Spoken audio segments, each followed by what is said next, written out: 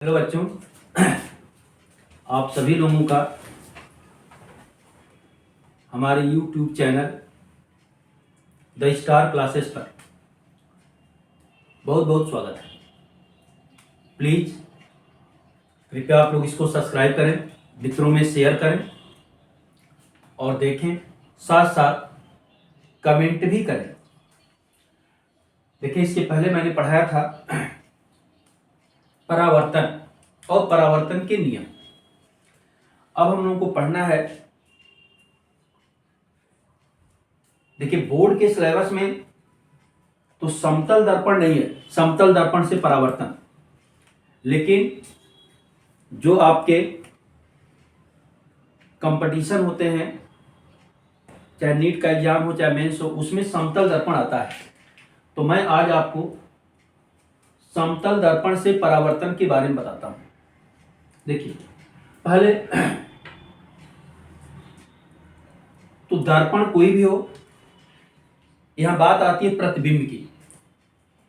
तो हम लोग डिसाइड करते हैं, एक है वस्तु और दूसरा है प्रतिबिंब। देखिए, वस्तु भी दो तरह की मानी जाती है। एक को हम लोग बोलते हैं बेटा वास्तविक वस्तु है, और एक को मानते हैं आभासी। वास्तविक और दूसरा आपका है आभासी। इसी तरह से प्रतिबिंब की बात करेंगे आप, ये भी दो प्रकार का होता है, वास्तविक और आभासी। अब देखिए, वास्तविक प्रतिबिंब क्या होता है और आभासी प्रतिबिंब क्या होता है। जैसे आप जानते हैं, परावर्तन में आपको बताया गया था कि अगर कोई समतल दर्पण है, मान लीजिए हम दर्पण ऐसे ले लेते हैं, अगर यह कोई वस्तु है, वह वस्तु जिससे प्रकाश की किरणें आती हैं उसको हम वास्तविक कहते हैं। जैसे वस्तु है, अगर यहां से प्रकाश की किरण आ रही है और दर्पण पर पड़ने के बाद परावर्तित होकर इधर चली जा रही है, ये परावर्तन के पश्चात इधर जा रही है। अब यहां से देखिए आप कि अगर इन किरणों को हम पीछे बढ़ाते हैं, तो जब ये किरणें किसी बिंदु पर मिलती हुई प्रतीत होती हैं, ये मिलती नहीं है, मिलती हुई प्रतीत होती हैं, तो यहां पर जो प्रतिबिंब होगा ये आभासी होगा और जो ये वस्तु होगी ये वास्तविक होगी। देखिए, अभी वस्तु हमारा जो है वास्तविक है और प्रतिबिंब जो हमारा है आभासी है। अगर हम लिखें इसके विपरीत, अगर इस समतल दर्पण आपका यहां पर है, यही है मान लीजिए, अब वस्तु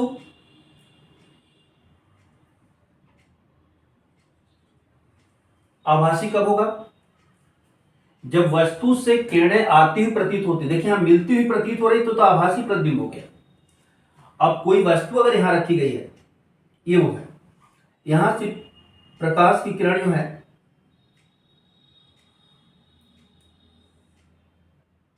अगर जा रही है, क्या डराएगा इसका, इधर आती है, यहां मिलती है, इसी तरह इधर दिखा दीजिएगा।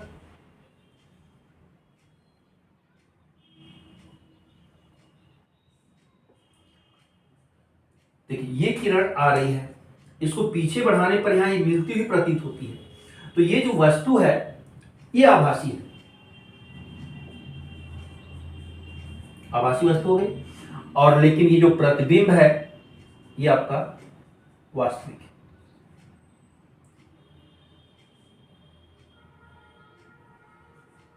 ये वास्तविक प्रतिबिंब है।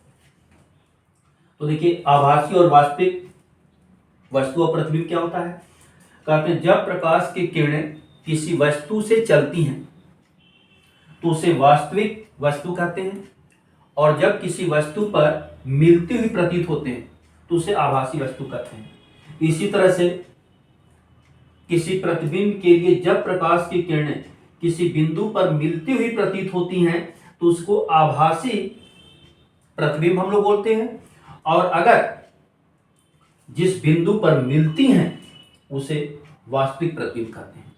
यही आपका आभासी और वास्तविक प्रतिबिंब है। अब समतल दर्पण से प्रतिबिंब के बनने की जो प्रक्रिया है उसके बारे में हमको पढ़ना है कि प्रतिबिंब बनता है तो कैसे बनता है और इसकी क्या क्या कंडीशन होती है। इतना क्लियर हुआ आप लोगों को? आभासी और वास्तु प्रतिबिंब, वास्तविक वस्तु और प्रतिबिंब। अब देखिए, अगर हम समतल दर्पण की बात करते हैं तब अब जो भी प्रतिबिंब के बारे में हम लोग पढ़ेंगे उस समतल दर्पण से बने प्रतिबिंब की बात हो। देखिए, अगर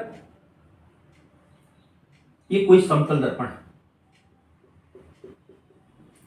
इसके सामने अगर ये वस्तु रखी गई है, वस्तु समतल दर्पण से जितना दूर होती है प्रतिबिंब भी दर्पण से उतना ही पीछे बनता है। देखिए, अगर ये प्रकाश की किरण यहां जाती है और परावर्तन के बाद इधर चली जाती है, इसको आप पीछे बढ़ा दीजिए। अगर ये प्रकाश की किरण यहां आई और परावर्तन के बाद इधर चली गई, इसको भी आप पीछे बढ़ा दीजिए। यहां जो प्रतिबिंब बनता है आभासी बनता है, लेकिन हम लोगों के जो आंख का लेंस है, आई लेंस जिसको बोलते हैं, ये क्या करता है, इस आभासी प्रतिबिंब को वास्तविक कर देता है। अब देखिए, आपने पढ़ा बेटा, अगर ये दर्पण का अभिलंब है तो ये आपतन कोण होगा आई, और ये परावर्तन कोण होगा आर। अगर ये कोण आई है, अगर हम यहां से इसके समांतर रेखा खींचेंगे तो ये भी कोण आपका आई हो जाएगा, और ये कोण आपका नीचे से दिखाएंगे आई हो। अब देखिए, ये दोनों कोण आपस में बराबर है, तो अगर ये कोण बराबर हैं और यहां से ये दूरी बराबर है तो आपने पढ़ा है कि ये कोण इस कोण के बराबर हो जाएगा। या आप इसको आगे बढ़ा सकते हैं, ये थोड़ा सा और ऊपर कर दीजिएगा, ये कंडीशन इसकी है, ये आपका आई है। अब देखो बेटा, ये कोण बराबर होगा, ये दोनों त्रिभुज सर्वांसम होंगे, तो ये दूरी अगर y है और ये दूरी अगर x है तो x बराबर क्या होगा, y है। मतलब समतल दर्पण के जितना सामने वस्तु होती है उतना ही पीछे प्रतिबिंब बनता है। जैसे जैसे आप पास आएंगे वैसे वैसे प्रतिबिंब भी पास होगा, जैसे जैसे दूर जाएंगे वैसे वैसे प्रतिबिंब भी दूर जाएगा। पास आएंगे प्रतिबिंब का आकार बढ़ेगा, दूर जाएंगे प्रतिबिंब का आकार घटेगा। ये हमारा जो है समतल दर्पण से प्रतिबिंब के बनने की स्थिति है। अब देखिए, समतल दर्पण से जो प्रतिबिंब बनता है हमेशा आभासी बनता है, ये कभी भी वास्तविक नहीं होता है, यह प्रतिबिंब हमेशा आभासी होता है। अब हमको इसके कुछ केस हैं जिसके बारे में पढ़ना है। ये क्लियर हुआ आपको? चलिए आगे देखते हैं। अब इसका पहला केस क्या है बेटा, जैसे पहला केस हमने लिख लिया, अगर हम ये मानते हैं इसका पहला केस है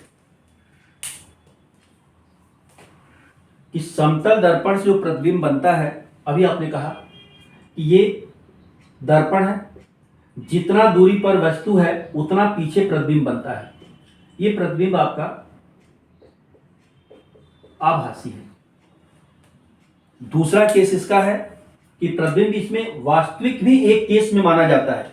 एक ऐसी स्थिति होती है जिसमें कहते हैं लोग कि प्रतिबिंब वास्तविक है। कब वास्तविक होता है? देखिए, अगर ये दर्पण है, अगर कोई वस्तु इसी अभिलंब पर स्थित है, यही स्थित है, तो इसका प्रतिबिंब जो होगा यही बनता हुआ प्रतीत होता है। जब इसी बिंदु पर वस्तु है, इसी पर प्रतिबिंब आपको देखने पर दिखाई देगा, तो इस कंडीशन में इसको लोग वास्तविक मानते हैं, लेकिन ऐसा होता नहीं है। ये आपका वास्तविक प्रतिबिंब है, लेकिन रियल में वास्तविक होता नहीं है, मानते हम लोग हैं कि वास्तविक होता है। तीसरा आपने पढ़ा बेटा कि अगर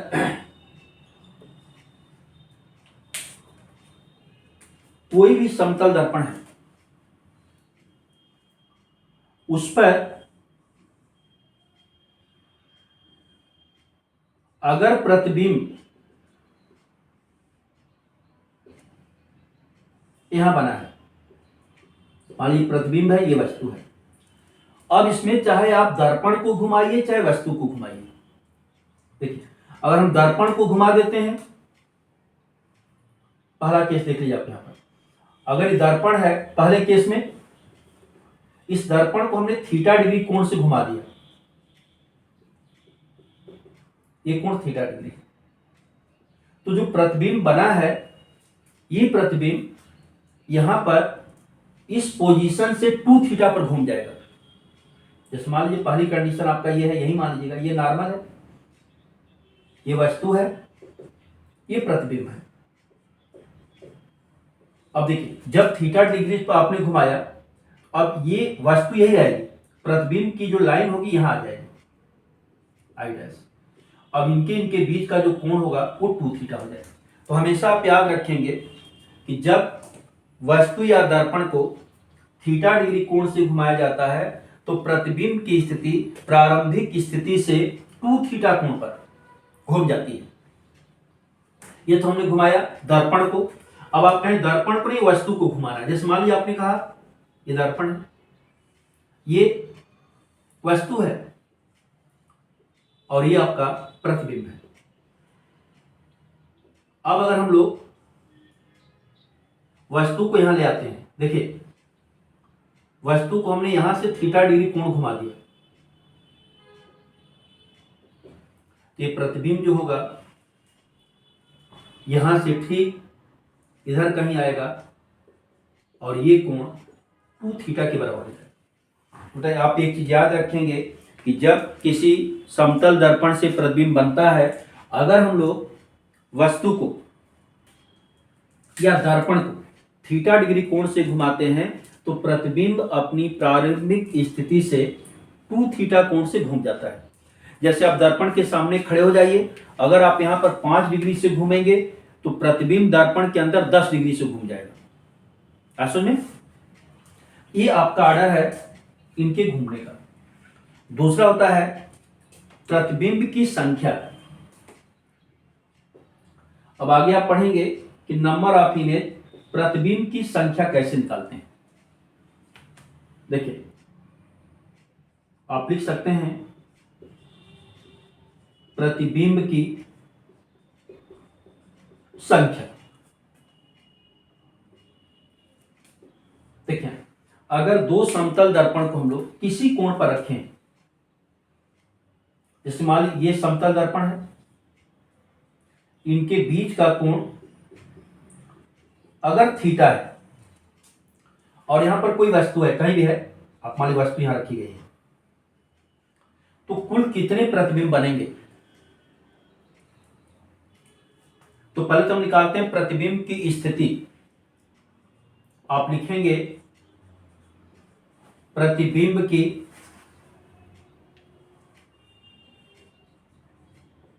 स्थिति। प्रतिबिंब की स्थिति को बेटा संख्या में हम लोग दिखाते हैं n बराबर, देखिए पूरा कोण 360 डिग्री का बनता है, तो आप यहां लिखेंगे 360 अपॉन थीटा, यह होता है। अब इतनी प्रतिबिंब की स्थितियां होंगी। अब इसमें होता क्या है, पहला केस पढ़ाया जाता है इसके लिए, और लोग कहते हैं बेटा कि इफ यदि n एक सम संख्या है, और लिखा जाए कि n एक सम संख्या है। अगर n सम संख्या होगा तो आप लिखेंगे प्रतिबिंबों की संख्या स्मॉल n बराबर n-1। देखिए अगर n एक सम संख्या है तो प्रतिबिंबों की संख्या जो होगी n-1 होगी। जैसे आप मान लें कि अगर ये क्वेश्चन तो हम बाद में कराएंगे आपको प्रश्न, लेकिन अभी आप यहाँ एग्जांपल देख लीजिए। अगर ये दो दर्पण है बेटा, इनके बीच का कोण 90 डिग्री है, तो अब देखिए यहां प्रतिबिंब की स्थिति n बराबर क्या मिलेगा आपको 360/90 आप करेंगे तो कितना हो जाएगा 4 हो जाएगा। अब देखिए 4 एक सम संख्या है, जब 4 सम संख्या है तो यहां प्रतिबिंबों की संख्या n बराबर 4 - 1 बराबर कितना होगा 3। तो दो समतल दर्पण एक दूसरे से 90 डिग्री के कोण पर स्थित हों, उस केस में प्रतिबिंबों की संख्या जो होगी 3 होगी। ये पहला केस हो गया, ये आपने नोट कर लिया इसको। अब हम इसको हटा रहे हैं। देखिए आप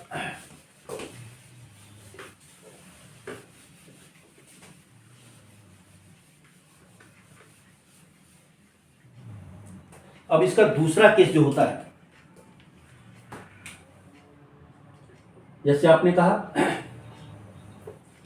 कि यदि एक जो n है यह विषम संख्या है, यदि n एक विषम संख्या है।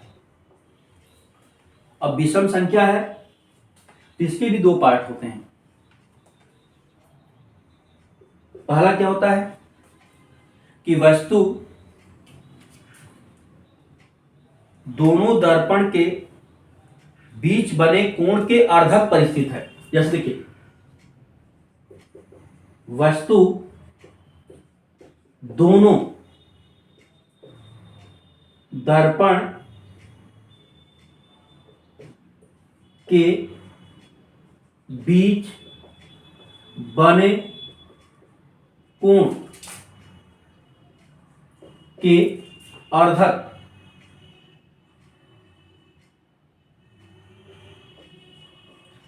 अर्धक पर स्थित है।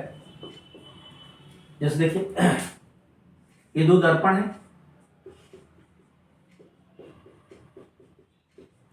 ये कोण थीटा का अर्धक ये है। अगर वस्तु इसमें से कहीं भी है, किसी भी जगह है, आप ये भी कर सकते हैं दोनों दर्पण से बराबर दूरी पर है। तो इस स्थिति में प्रतिबिंबों की संख्या n बराबर होता है वह n-1। इसमें भी वही जो आपने सम संख्या के लिए पढ़ा वही होता है। अगर ये कोण के अर्धक पर है तो जो आपने यहां पढ़ा बेटा वही कंडीशन होती है। ठीक है, दूसरा केस इसका देखिए, और हम लिखते हैं कि ये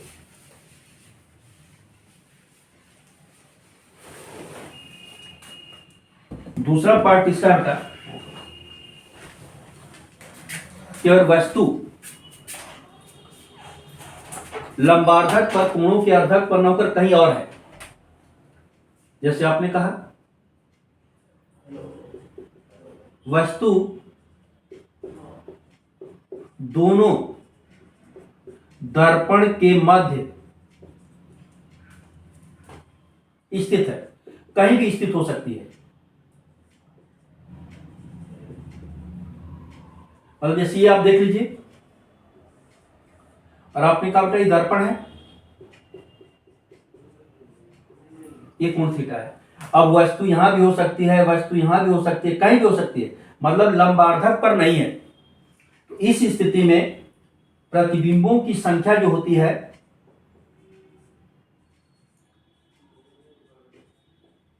प्रतिबिंबों की संख्या n बराबर होता है बेटा n, मतलब जितने प्रतिबिंबों की स्थिति होती है उतने ही प्रतिबिंब बनते हैं। अगर यहां पर n का मान 5 आएगा तो यहां 5 प्रतिबिंब भी बनेंगे। ये तो आपका है समतल दर्पण से बनने की स्थिति। दूसरा इसमें होता है बेटा, पहले अब इस पर हम क्वेश्चन कराएंगे, तब उसमें वेग या दर्पण के सामने कोई आदमी दौड़ता है तो उसका वेग क्या होगा, वस्तु का वेग मालूम है तो प्रतिबिंब का वेग क्या होगा। तो ये वेग निकालना और इससे रिलेटेड बहुत से तरीके के क्वेश्चन आते हैं। तो अब उन प्रश्नों पर हम लोग बाद में चर्चा करेंगे, पहले आप लोग इसको कायदे से पढ़ लीजिएगा और नेक्स्ट वीडियो में मैं इस पर कुछ प्रश्न कराऊंगा आपको कि कैसे प्रश्न पूछे जाते हैं। फिर अगले वीडियो में हम लोग दर्पण द्वारा बने प्रतिबिंब की चाल का ज्ञात करेंगे, वेग ज्ञात करेंगे, वो किस किस चीज पर निर्भर करता है उसके बारे में चर्चा करेंगे। पहले तो आप इतना पढ़िए और please subscribe my channel and welcome to all of you and your friends in my channel. Please subscribe.